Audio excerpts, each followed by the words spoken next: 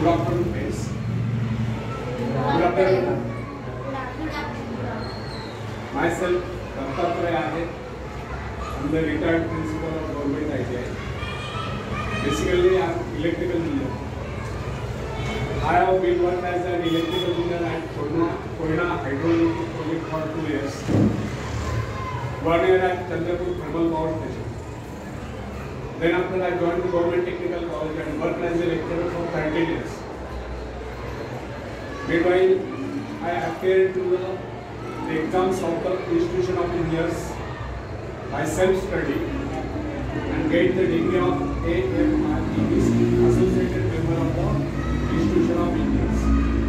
And online base I based to FPS and get selected to FPS as a principal and worked as a principal for 22 years in various ITIs in Maharashtra. And this is my hobby to deliver motivational speeches to Indian youth. I retired before 4 years in August 2019. Since then, I am delivering motivational speeches to Indian youth. So today I am speaking on self-reliance, means आत्मनिर्भरता. आत्मनिर्भरता का meaning आपको मालूम है, पता क्या आता है? आत्मनिर्भर बनना मीन्स क्या बता सकते हैं कोई?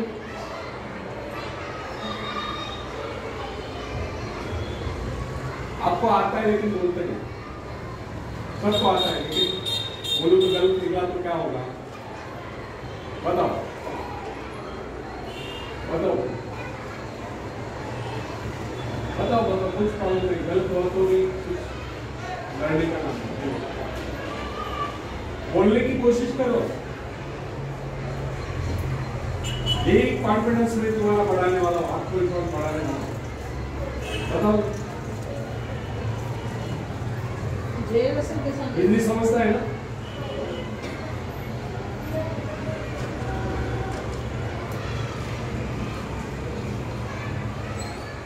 लॉकडाउन पीरियड पता है कब था? 2020. लॉकडाउन पीरियड में अपने आदरणीय प्रधानमंत्री नरेंद्र मोदी सर, इन्होंने आत्मनिर्भर भारत इस विषय पर स्पीच दिया था. शायद आपने सुना होगा. तो क्या है आत्मनिर्भरता का मीनिंग? क्या है, क्या अर्थ है इसका?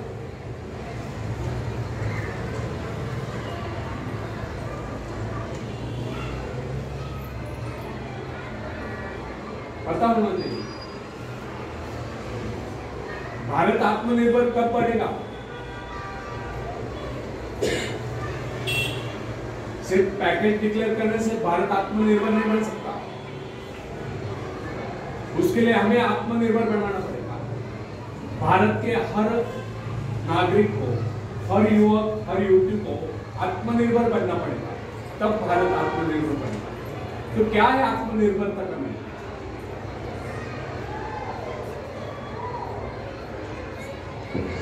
ठीक है, आपको नहीं पता, मैं बता दूंगा. इस पे उस पे निर्भर कर स्वयं निर्भर बनना, इसे ही आत्मनिर्भरता कहते हैं. समझा? स्वयं पर निर्भर रहना, इसे ही आत्मनिर्भरता कहते हैं. तो इसी विषय पर मैं बोलने वाला हूं. समझा? आत्मनिर्भर बनना मीन्स क्या है? अपने खुद के पैर पर खड़ा होना, इस पे उस पे निर्भर न रहकर स्वयं निर्भर करना, इसे कहते हैं आत्मनिर्भर. तो फ्रेंड्स, आत्मनिर्भर बनने की क्षमता वास्तव में हर व्यक्ति में होती है. परंतु बहुत ही कम लोग ऐसे होते हैं जिन्हें अपने ऊपर विश्वास है.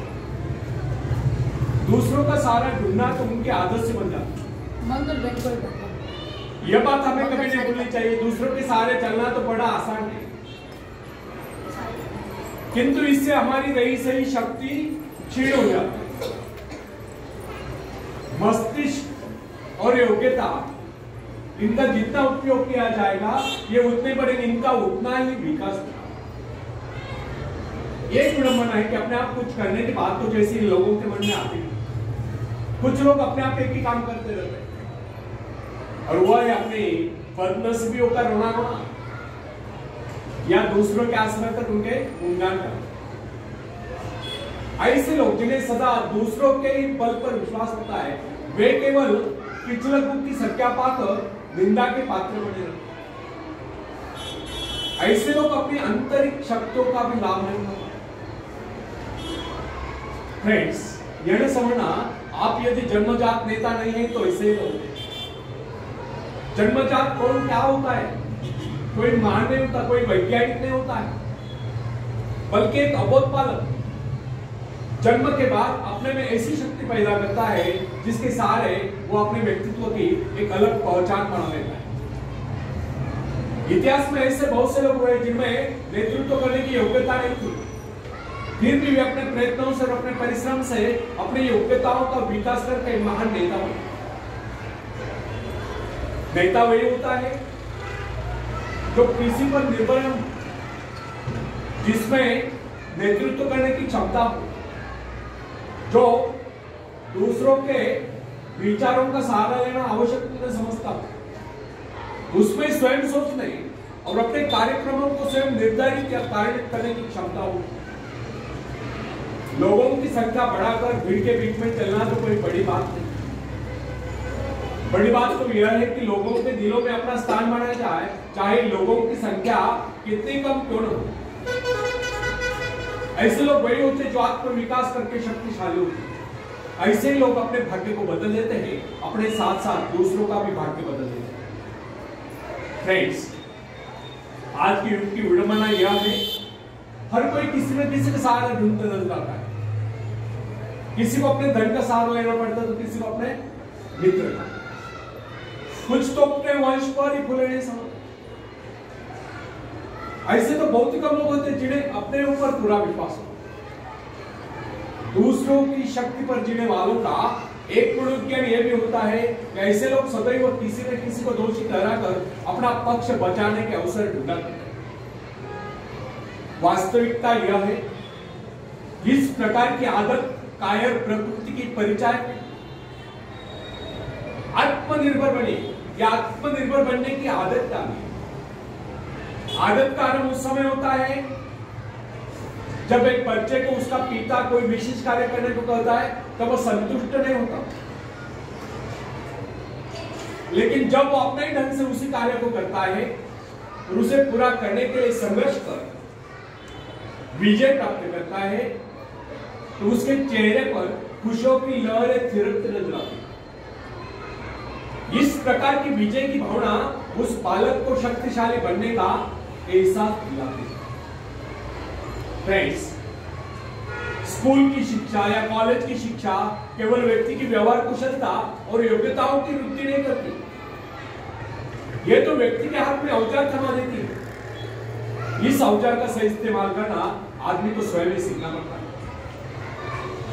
हेनरी वार्ड बीचर अपने समय के एक महान विचारक अपने बारे में कथा सुनाया करता। जब मैं बच्चा था तब मुझे किसी तरह से आत्मविश्वास की शिक्षा दी गई। मुझे ब्लैक बोर्ड के पास भेजा जाता था। मुझ में शंका और संदेह होने का रूप। मेरे टीचर मुझे बार बार कहते इस पाठ को अवश्य पढ़ें। उनके स्वर में काफी क्रोध हुआ करता था। उनका यही कहना था कि हमें केवल प्रश्नों के उत्तर चाहिए। यद्यपि उन शिक्षकों का यह व्यवहार कठोर ही प्रतीत होता था, किंतु इतने सारे बच्चों को सीधी राह पर लाने के लिए उनका यह व्यवहार उचित ही था। और इस व्यवहार का ही नतीजा था कि 1 मास से भी कम समय में विधि ने मैं उन सभी सवालों के जवाब निकलने लगा जो मुझे सबसे कठिन लगते। एक दिन मुझे ब्लैक बोर्ड पर एक सवाल हल करने को कहा। जैसे मैंने इस सवाल को हल किया, टीचर बड़े कठोर अंदाज में बोले अब मेरे पश्चात उन्होंने किसी दूसरे छात्र को बुलाकर उसी सवाल को हल करने को कहा। उसने उसी तरीके से सवाल को हल किया जिस तरीके से मैंने किया था। मेरा उसका जवाब एक था। फिर टीचर उसकी पीठ थपथपाकर बोले शाबाश, तू तो इस सवाल को हल करने में सफल हो। अब मुझसे रहा नहीं, मैंने तुरंत ही खड़े होकर टीचर यदि इसका और मेरा जवाब है सुलझाने का तरीका है फिर आपने मुझे डांट कर गलत क्यों कहा?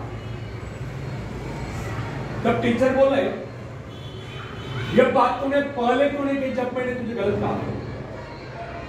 फ्रेंड्स, केवल पाठ को याद करने से कोई मतलब नहीं।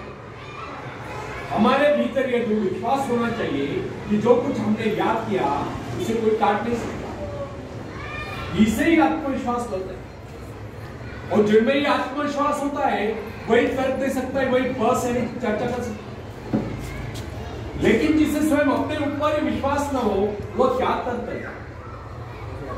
उसके तो अच्छे कार्यों को भी अगर हमने गलत कहा उसे यही समझ लेना होगा, हो सकता है वो गलत।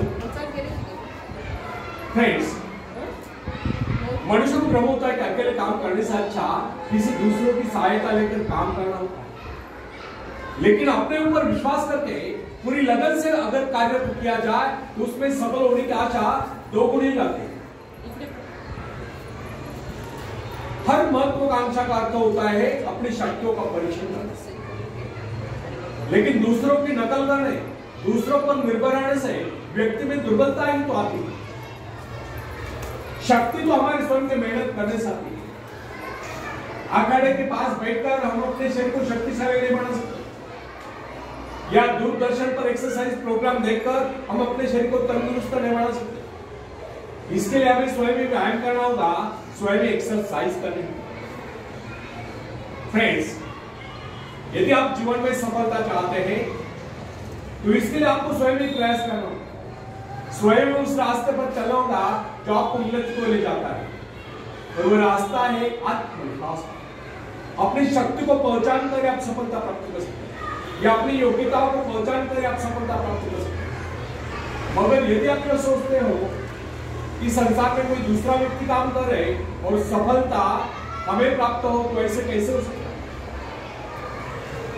जो लोग बच्चों को इस प्रकार जीवन क्षेत्र में उतरना चाहते हैं कि वे बिना किसी संघर्ष के, बिना कोई कष्ट उठाए आगे बढ़े, तो वे उनकी राह में कांटे बिछाते हैं। संतान को ऐसा बनाना है कि वह किसी भी प्रकार के संघर्ष का सामना करने में अयोग्य हो, तो इसका सीधा अर्थ यह हुआ वे लोग अपनी संतान का भविष्य शुरू से बिगाड़ते हैं। संतान को सुख और ऐश के झूले में झुलाने वाले माँ बाप संतान के सबसे बड़े दुश्मन होते हैं। दूसरों की तो छोड़ो, वे उसे स्वयं को पहुंचाने की जहमत या स्वयं को पहुंचाने के कष्ट भी उठाने नहीं देते। बच्चों को भी समझना चाहिए स्वर्ग जाने के इच्छुक को स्वयं ही मरना पड़ता है। स्वर्ग वही जाएगा तो मरेगा, दूसरा कोई नहीं जा सकता। इसी प्रकार जीवन का सच्चा आनंद वही पाएगा जो अपनी आत्मा की शक्ति को पहचाने। फ्रेंड्स, यदि आप किसी कार्य में कामयाबी चाहते हैं, सफलता चाहते हैं, तो इसके लिए आपको स्वयं प्रयास करना होगा, स्वयं उस रास्ते पर चलना होगा जो आपको उन्नति को दिखाता है। वो रास्ता है आत्मविश्वास। फ्रेंड्स, यदि आप किसी कार्य में कामयाबी चाहते हो तो उसके पीछे अपनी पूरी शक्ति लगा दें। नवयुवकों का या नवयुवकों का स्वभाव होता है सीखना, सीखना, अनुसरण करना। लेकिन अगर उनके अभिभावकों द्वारा या माँ बाप के द्वारा बचपन से सारे ऐशाराम देकर उन्हें जीवन संघर्ष के लिए हतोत्साहित किया गया हो, निराश किया गया हो, तो इसका परिणाम यह निकलता है वे अकेले चलना भूल जाते हैं। उनकी हालत पैसा के ऊपर चलने वाली हो जाती है। फिर तमाम उम्र वे बिना किसी सहारे के चल नहीं पाते। इसलिए फ्रेंड्स, यदि जीवन में कुछ करना चाहते हो, कुछ बनना चाहते हो, तो अपनी सहायता स्वयं करें। किसी की सिफारिश या प्रभाव से आगे बढ़ने के प्रयत्न आपके भविष्य को नष्ट करें। स्वयं को इस योग्य बनाओ कि आपको किसी दूसरों से सहायता की आवश्यकता न हो। अपने भीतर अथाह साहस और विश्वास जगाइए। आनंद तो उसी उन्नति में आता है जो स्वयं के द्वारा प्राप्त होता है। दूसरों के भरोसे उनकी सहायता से आगे बढ़कर अपने को अपंग बनाने में क्या उपाय हो सकता है? इससे तो मनुष्य की अपनी सारी शक्तियां कम हो जाती है, अपनी बुद्धि कुंद हो जाती है। जो दूसरों की सहायता का मोहताज बना होता है, जो अपना हाथ तक नहीं ला सकता, वो क्या कर सकता है? वो जीवन में दूसरों का मोहताज बना है। ना उनमें आत्मविश्वास आता है, ना वे स्वयं के भरोसे आगे बढ़ पाते हैं। उनका तो भविष्य ही अंधकार में होता है।